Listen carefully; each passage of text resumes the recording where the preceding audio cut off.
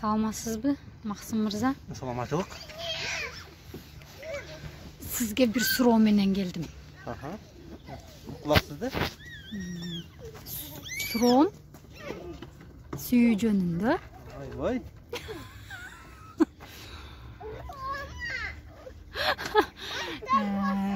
Сүйүү деген эмне? Толук жооп берип койсоңуз. Так, сүйүү деген бул сүйүү. Сүйүү үчкө бөлүнөт.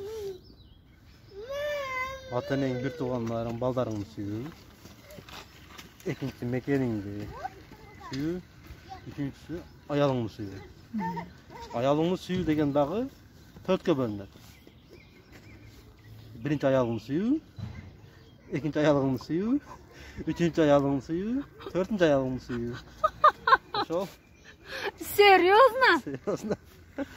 Айтыңыздар барак болсун.